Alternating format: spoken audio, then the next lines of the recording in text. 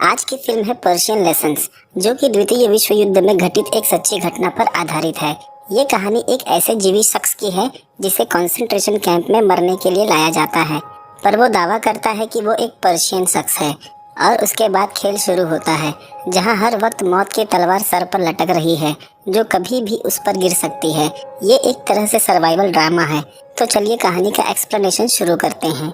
इस कहानी की शुरुआत होती है वर्ल्ड वॉर 2 के दौरान। साल है 1942। कुछ जीवित शख्स को हम एक ट्रक के पीछे देखते हैं। वो जर्मनी छोड़कर भाग रहे थे, पर जर्मन्स ने उन्हें पकड़ लिया और अब वो उन्हें कंसंट्रेशन कैंप ले जा रहे हैं।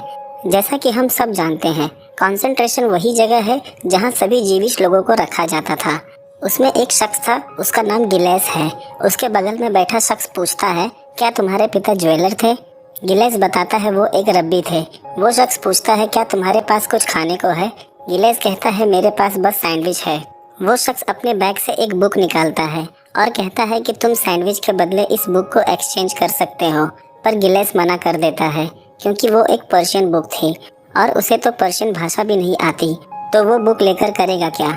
पर उस शख्स के बार बार कहने पर गिलेस उस बुक को ले लेता है और सैंडविच उसे दे देता है। उस बुक को उसका मकान मालिक छोड़ गया था, तो उसने उठा लिया था। थोड़ी देर बाद उन सभी जीवित लोगों को एक जंगल में उतार दिया जाता है और वो सभी को लाइन में खड़ा करके गोली मार देते हैं। गिलेस उसके पहले ही नीचे गिर जाता है।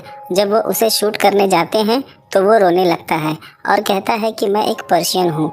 जैसा कि हम जानते हैं, गिलेस एक जीवित है। वहाँ एक ऑफिसर कहता है कमांडेंट कोच को कई दिनों से एक पर्शियन की तलाश थी। वो उसे जिंदा छोड़ देते हैं और उसे पकड़कर कंसंट्रेशन कैंप लाया जाता है। वहाँ हम कमांडेंट कोच को देखते हैं। वो किसी बात पर एसएस गार्ड महिला पर चिल्ला रहा था। बर्ताव से काफ़ी गुस्से वाला मालूम पड़ता है। दोनों ऑफिसर गिलेस को कोच के सामने पेश करते हैं और बताते हैं ये एक पर्शियन है, पर कोच को यकीन नहीं है कि ये पर्शियन है। वो जीवित भी हो सकता है। वो ऑफिसर उसे गिलेस के पास मिली वो पर्शियन किताब दिखाता है। कोच गिलेस से फिर पूछता है, क्या तुम पर्शियन हो? वो उसका हाँ में जवाब देता है। गिलेस उससे झूठ कहता है कि वो हाफ पर्शियन है। उसकी माँ एक बेल्जियन थी और उसके पिता एक पर्शियन थे। उस किताब पर रेजा नाम लिखा था, जो गाड़ी में उस शख्स ने बताया था कि रेजा उस मकान मालिक के बेटे का नाम है। कोच के पूछने पर गिलेस बताता है, रेजा मेरा नाम है। उस किताब में बाव बाव शब्द लिखा था। कोच उससे उस शब्द का मतलब पूछता है। गिलेस को तो जरा भी पर्शियन नहीं आती, पर वो काफ़ी डर रहा था। वो कहता है पर्शियन में बाव बाव का मतलब पिता होता है।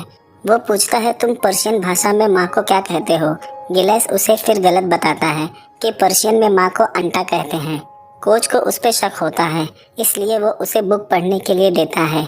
गिलेस काफ़ी डर जाता है, क्योंकि उसे पर्शियन भाषा का एक शब्द भी नहीं आता। पर गिलेस बताता है उसे पर्शियन लिखना और पढ़ना नहीं आता, वो सिर्फ बोल सकता है। वो कहता है, तो कोई सेंटेंस बोलकर बताओ। गिलेस उसे अपनी बनाई हुई भाषा बोलकर बताता है। वो सुन कोच काफ़ी खुश होता है, पर उसे अब भी उस पर शक है। वो कहता है कि मुझे झूठ और चोरों से बहुत नफरत है, और अगर तुम मुझसे झूठ कह रहे हो तो इसका अंजाम बहुत बुरा होगा। कोच बहुत पहले से ही पर्शियन शख्स को ढूंढ रहा था, क्योंकि वो काफ़ी वक्त से फारसी बोलना सीखना चाहता था। और वो गिलेस से कहता है कि तुम मुझे पर्शियन सिखाओगे, और वो उसे किचन संभालने का काम दे देता है। और हर शाम को काम से फ्री होने के बाद वो कोच को पर्शियन बोलना सिखाएगा। अब गिलेस के सामने नई मुसीबत खड़ी हो गई थी, क्योंकि वो एक जीवित है और कब तक वो अपनी बातों से कोच को उलझा पाएगा। उसे किचन में काम दे दिया जाता है। किचन की निगरानी नाजी एसएस गार्ड महिलाएं करती थी। महिला गार्ड की जो हेड थी उसका नाम एल्सा है। जर्मन कंसंट्रेशन कैंप में एल्सा वहाँ के जर्मन ऑफिसर से भी ज़्यादा निर्दयी और बेरहम थी। अगर खाना बनाने में किसी ने जरा सी भी लापरवाही की तो उसे वहीं शूट कर दिया जाएगा। वही कैंप में एक जर्मन ऑफिसर था, उसका नाम मैक्स है। वो एल्सा को काफ़ी पसंद करता है, पर वो उस पर कुछ खास ध्यान नहीं देती। वो जब भी उसे किसी डांस पार्टी में चलने के लिए कहता तो एल्सा उसे काम का बहाना देकर टाल देती। इसकी एक वजह यह भी है कि कुछ वक्त पहले उसने मैक्स को किसी और लड़की के साथ देखा था। बाहर मैक्स गिलेस को देखता है। वो एल्सा से बताता है कि ये शख्स एक जीवित है, पर कोच इसे एक पर्शियन समझ रहा है। शाम काम करते वक्त गिलेस उन दो शब्दों को बार बार दोहरा रहा था, बाव बाव यानी फादर और अंटा यानी मदर। अगर कोच ने दोबारा पूछ लिया तो कहीं वो भूल न जाए। वहाँ हर चीज़ को वो अपने मन से कोई भी नाम दे रहा था। स्पून यानी बाला, ब्रेड यानी रैट्स, उसने कुछ शब्द याद कर लिए थे, पर उन बनाए हुए शब्दों को याद रख पाना मुश्किल था, इसलिए वो उन्हें बार बार दोहरा रहा था क्योंकि वो नकली बनाए हुए शब्द थे। इसलिए वो उन्हें बार बार दोहरा रहा था क्योंकि वो नकली बनाए हुए शब्द थे। रात वो कोच को वो सभी शब्द सुना देता है। कोच बताता है जंग खत्म होने के बाद वो तेहरान जाएगा और वहाँ एक जर्मन रेस्टोरेंट खोलेगा, इसलिए वो फारसी सीखना चाहता है। कोच का एक सपना था, वो एक शेफ़ बनना चाहता है और वो सारी चीज़ें पका सकता है। उसने अपने शेफ़ बनने की शुरुआत किचन बॉय से की थी जब वो 12 साल का था और उसके 10 साल बाद वो एक मास्टर शेफ़ बन चुका था। गिलेस कहता है फारसी भाषा बहुत ही कॉम्प्लेक्स भाषा है। वो सोच रहा था किसी तरह से कोच फारसी सीखने का अपना इरादा बदल दे और उसकी जान बच जाए। कोच उसे अपना कैलकुलेशन प्लान दिखाता है। वो रोज़ 4 शब्द सीखेगा, यानी कि हफ्ते में 24 शब्द और महीने में 96 शब्द और एक साल के हो जाते हैं 1152 शब्द। उसके अनुमान के हिसाब से जंग 2 साल और चलेगी और 2 सालों में वो 2000 शब्द सीख जाएगा। उसे फारसी भाषा लिखने और पढ़ने में कोई दिलचस्पी नहीं है, बस वो बोलना सीखना चाहता है। वो गिलेस को एक बार फिर चेतावनी देता है, अगर उसने उसे बेवकूफ़ बनाने की कोशिश की तो वो उसे जान से मार देगा। वहाँ वो किचन के कई शब्दों का मतलब उससे पूछता है। गिलेस के जवाब देने पर वो उसे शक की निगाह से देखता है क्योंकि वो शब्द थोड़े अजीब थे। अब गिलेस उस दलदल में पूरी तरह से फंस चुका था। यहाँ कोच को एक दिन बेवकूफ़ बनाना मुश्किल था, अब वो 2 सालों तक उससे कैसे झूठ बोलेगा। आज उसने काफ़ी मुश्किल से 5 शब्द बनाए थे और वो 2000 शब्द कैसे बनाएगा। शब्द बनाना तो ठीक है, पर उसे याद रखना उतना ही मुश्किल। रात वो सोते वक्त भी उन्हीं शब्दों को दोहरा रहा था, कहीं गलती से कोई शब्द कोच के सामने रिपीट न हो जाए। दूसरे दिन कोच के ऑफिस में ऑफिसर मैक्स आता है। मैक्स बताता है कि गिलेस कोई पर्शियन नहीं है, वो एक जीविश है, पर कोच उसकी बात पर ध्यान नहीं देता है और उसे वहाँ से जाने के लिए कहता है। कोच बस पर्शियन सीखने में उत्सुक था।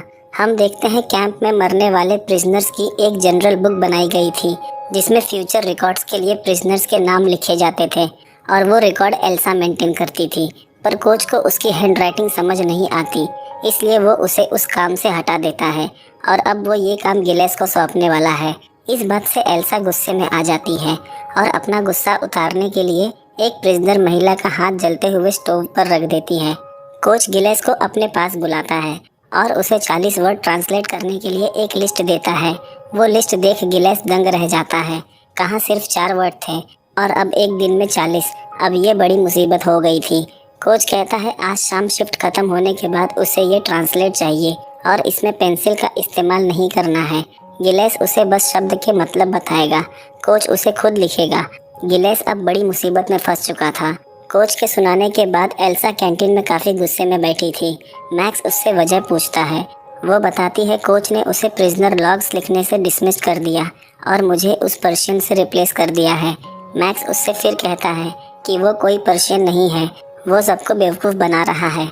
दोपहर जब गिलेस किचन का कचरा फेंकने बाहर जाता है तो वो जंगलों में भागने लगता है क्योंकि शाम जब कोच को सच पता चलेगा तो वो उसे वैसे ही मार देगा, वो भी बेरहमी के साथ। जंगल में उसे एक शख्स बैठा हुआ मिलता है। वो उसे कैंप वापस लौट जाने के लिए कहता है क्योंकि जर्मन्स उसे अपने कुत्तों के जरिए वैसे भी ढूंढ लेंगे। उसकी बात सुन वो वापस कैंप जाने लगता है। उसने सोच लिया था अब शाम जो हो सो हो, वो भागकर जाएगा भी कहाँ। जब वो वापस आता है तो कोच उसे जनरल मेंटेन करने का टास्क देता है। वो बताता है इस कैंप में आए हुए नए जीविश प्रिजनर्स का नाम इस पेपर पर है, उसे बस दूसरे रजिस्टर में अच्छी हैंडराइटिंग में लिखना है। उसमें से कई प्रिजनर्स के नाम कट किए हुए थे। कोच बताता है वो प्रिजनर्स यहाँ लाने से पहले रास्ते में मर चुके हैं, इसलिए उनका नाम उस रजिस्टर में नहीं लिखना है। फिर कोच वहाँ से चला जाता है। गिलेस अपने जेब से 40 वर्ड्स की लिस्ट निकालता है। उसे समझ नहीं आ रहा था वो आज शाम उसे कैसे ट्रांसलेट करेगा। रजिस्टर भरते वक्त उसके दिमाग में एक तरकीब आती है। वो उस 40 शब्दों का ट्रांसलेट करने के लिए प्रिजनर्स के नाम के आगे के पहले कुछ अक्षर ले लेता है और थोड़ी देर में वो सभी शब्दों को ट्रांसलेट कर देता है और फिर कोच वहाँ आ जाता है। वो उस पेपर को लेकर गिलेस से शब्दों का मतलब पूछता है। गिलेस के सामने रजिस्टर खुला हुआ था। वो उसे देखकर सभी शब्दों का मतलब बताने लगता है। फिर कोच उसे जाने के लिए कहता है।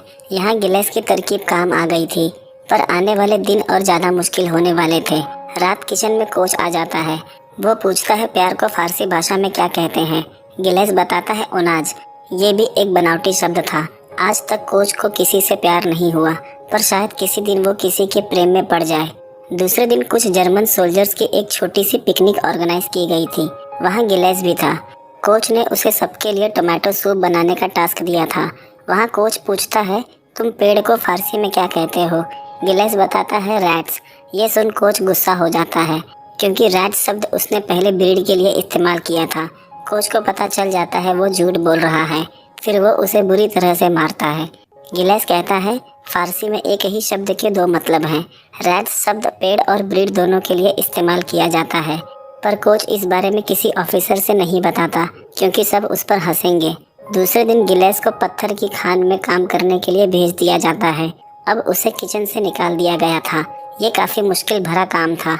वहाँ इंसान को जानवरों से बदतर हालत में काम करवाया जाता था। गिलेस काम करने की हालत में नहीं था।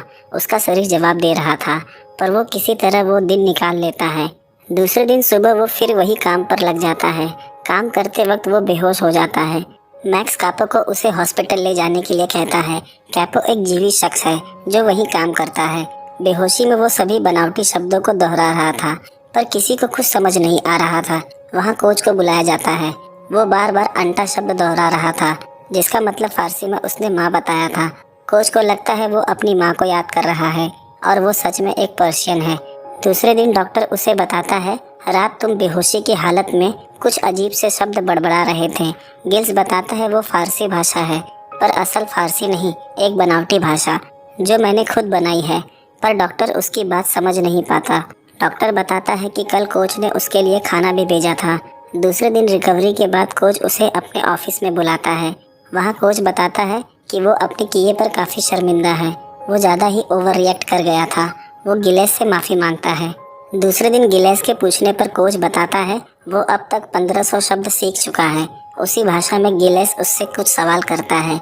कोच ने भी जितना उस बनावटी भाषा को सीखा था वो उसका जवाब देता है। कोच बताता है उसने हमेशा से एक शेफ बनने का सपना देखा था, पर उसे कंसंट्रेशन कैंप के किचन का इंचार्ज बना दिया गया। कोच बताता है कल से मैं तुम्हें फार्म पर काम करने भेज रहा हूँ। गिलेस को पता चलता है कि यहाँ सभी प्रिजनर्स को पोलैंड कंसंट्रेशन कैंप भेजा जा रहा है, जहाँ सभी को मार दिया जाएगा। गिलेस के पूछने पर कोच बताता है उसे इस बात की कोई जानकारी नहीं है। हम देखते हैं एल्सा को रशियन फ्रंट के लिए ट्रांसफ़र कर दिया जाता है, क्योंकि कैंप में हर कोई उसके बर्ताव से तंग आ गया था। दूसरे दिन गिलेस कैंप वापस आ जाता है। वो देखता है कई प्रिजनर्स को मार दिया गया है। उसे ये देख काफ़ी दुख होता है। गिलेस को नए शब्द बनाने में काफ़ी दिक्कत हो रही थी। जब वो जीविश प्रिजनर को सूप दे रहा होता है तो उनके नाम पूछता है और उनसे नए शब्द बनाता है। जब वो उन शब्दों को कोच को सुनाता है, कोच कहता है फारसी कितनी खूबसूरत भाषा है। वो सुबह देखता है काम न कर पाने की वजह से कुछ जीविश प्रिजनर्स को बेरहमी के साथ मारा जा रहा है। ये देख गिलेस को खुद के लिए काफ़ी अपराध भाव महसूस होता है कि वो कितना कायर और कमज़ोर है, जो कमज़ोरों की तरह छुपता फिर रहा है। ऐसी झूठी ज़िंदगी जीने से बेहतर सच के साथ मर जाना था। आज से पहले उसने इतना दोषी खुद को कभी नहीं महसूस किया था। दोपहर कोच उसे अपने कमरे में बुलाता है। कोच बताता है उसने फारसी भाषा में पोयम लिखी है। वो पोयम गिलेस को काफ़ी पसंद आती है। कोच कहता है तुम मुझे सर मत कहो, मेरे नाम से बुलाओ। वो गिलेस को काफ़ी अच्छी चीज़ें खाने के लिए देता था, पर आज गिलेस का खाने का दिल नहीं कर रहा था। वो खाना ले जाकर उन दो जीविश भाइयों को देना चाहता था, जिसे आज बाहर बुरी तरह से मारा गया था, पर कोच उसे वहीं खाना खाने को कहता है। गिलेस बताता है उसे ये खाना जीविश भाइयों के लिए ले जाना है। कोच कहता है तुम इसे यहीं खा लो, मैं उनके लिए दूसरा खाना दे देता हूँ। गिलेस उनके लिए खाना ले जाता है। उनकी ये हालत देख उसे काफ़ी दुख होता है। दूसरे दिन शाम कैंप में कुछ प्रिजनर्स को लाया गया था। उसमें से एक ब्रिटिश सोल्जर था, पर उसका ओरिजिन पर्शियन है। मैक्स को ये देख काफ़ी खुशी होती है, क्योंकि वो काफ़ी दिनों से पर्शियन को ढूंढ रहा था, ताकि वो कोच के सामने गिलेस को बेनकाब कर सके। मैक्स किचन में आता है। वो बताता है उसे असली पर्शियन मिल गया है। ये सुन गिलेस भीतर से डर जाता है कि जल्दी ही उसका खेल ख़त्म होने वाला है। मैक्स कहता है काफ़ी दिनों से मैं इस वक्त का इंतज़ार कर रहा था। जब वो गिलेस को प्रिजन में उस कैदी से मिलवाने ले आता है तो उसका गला कटा हुआ था। वो शख्स मर चुका था। ये देख मैक्स उस पर गुस्सा हो जाता है और गिलेस को मारने लगता है। उस कैदी को उन दो भाइयों ने मारा था, ताकि लोगों को गिलेस का सच का पता न चले। वो जानते हैं कि गिलेस एक जीविश है। उसमें से एक भाई आगे आता है और बताता है ये काम मैंने किया है। मैक्स उसे गोली मार देता है। ये देख उसका भाई रोने लगता है। शाम गिलेस कोच के कमरे में बैठा होता है। वो उस जीवित शख्स की मौत से काफ़ी दुखी हो गया था जिसने उसे बचाने के लिए अपनी जान दे दी। वहाँ कोच आ जाता है। वो उस पर्शियन शख्स की मौत पर दुख जताता है। उसे लगता है शायद गिलेस उसकी मौत से दुखी है। गिलेस बताता है अब वो डर डर के ज़िंदगी जीने से तंग आ गया है। कोच कहता है जब तक वो उसके लिए काम कर रहा है उसे डरने की बिल्कुल ज़रूरत नहीं है। दूसरे दिन जीविश लोगों को फिर से दूसरे कैंप में ट्रांसफ़र किया जाएगा जहाँ से उन्हें ट्रेन में भरकर पोलैंड कैंप ले जाकर मार दिया जाएगा। जिस शख्स के भाई ने गिलेस की जान बचाने में अपनी जान दे दी थी, गिलेस अब उसकी जान बचाकर अपना बोझ हल्का करना चाहता था। इसलिए रात वो उसके भाई से अपना कोट चेंज कर लेता है जिसमें जीविश मार्किंग लगी थी और अपना कोट उसे दे देता है। वो अब और इस अपराध के साथ नहीं जीना चाहता था। सुबह सभी को ट्रेन में भरने के लिए स्टेशन ले जाया जाने लगता है। कोच लंच पर बैठा होता है। वहाँ उसे एक ऑफिसर बताता है उसने पर्शियन शख्स को प्रिजनर ट्रांसपोर्ट में जाते देखा है। कोच वहाँ से उठकर गिलेस को ढूंढने चला जाता है और वो जाकर गिलेस को पकड़कर उस भीड़ से बाहर निकालता है। कोच उसे काफ़ी कुछ सुनाता है कि वो एक जीवित शख्स के लिए अपनी ज़िंदगी कुर्बान कर रहा है। इस पर गिलेस कहता है जीविस भी एक इंसान है। उसे लेकर कोच वापस कैंप चला जाता है। दूसरे दिन पता चलता है अमेरिकन्स ने जर्मनी पर हमला कर दिया था। ये द्वितीय विश्व युद्ध के आखिरी दिन थे। कोच गिलेस को अपने साथ ले जाने लगता है। तभी मैक्स उसे देख लेता है। वो उसके पीछे जाने लगता है। तब तक कोच उसे सिक्योरिटी गेट से बाहर लेकर जा चुका था। मैक्स ये बात सुपीरियर कमांडेंट को बताने जाता है पर वो सभी रजिस्टर को डिस्ट्रॉय करने में लगा था, इसलिए वो उसकी बात पर ध्यान नहीं देता। वो जंगल में ले जाकर गिलेस को छोड़ देता है। कोच बताता है यहाँ से 10 किलोमीटर पर एक छोटा सा प्लेन मेरा इंतज़ार कर रहा है जो मुझे इस्तांबुल ले जाएगा और वहाँ से मैं तेहरान निकल जाऊँगा। गिलेस पूछता है तो फिर उसने उसे क्यों बचाया। कोच कहता है उसे बचाकर उसने अपना वादा पूरा किया और वो वहाँ से चला जाता है। हम देखते हैं कोच जाली बेल्जियन पासपोर्ट बनाकर तेहरान पहुँच जाता है पर कस्टम ऑफिशियल्स को उसकी भाषा समझ नहीं आती। कोच को भी पता चल जाता है कि ये फ़ारसी नहीं एक बनावटी भाषा है और वहाँ ऑफिसर द्वारा उसे गिरफ्तार कर लिया जाता है। हम देखते हैं अमेरिकन द्वारा गिलेस का इंटरव्यू लिया जा रहा है। वो पूछते हैं कि तुमने कैंप में 3 सालों का वक्त बिताया है तो तुम्हारे अंदाज से कितने जीविश प्रिजनर्स वहाँ से गुजरे हैं। गिलेस बताता है लगभग 25 से 30 हज़ार लोग। वो पूछते हैं क्या तुम्हें किसी का नाम याद है। गिलेस बताता है उनके नाम कैंप के रजिस्टर्ड में थे पर सब डिस्ट्रॉय हो गए हैं। उसे अब भी 2840 नाम जुबान पर याद है। ये वही नाम थे जिनके कुछ शब्द लेकर उसने बनावटी भाषा बनाई थी। लेडी ऑफिसर सभी नाम को लिखने लगती हैं। उस टेंट में बैठे हुए सभी लोग दंग हो जाते हैं कि किसी शख्स को इतने नाम पूरे कैसे याद हो सकते हैं। नाम लेते वक्त गिलेस की आंखें भर आती हैं और फिल्म इसी दृश्य के साथ ख़त्म हो जाती है।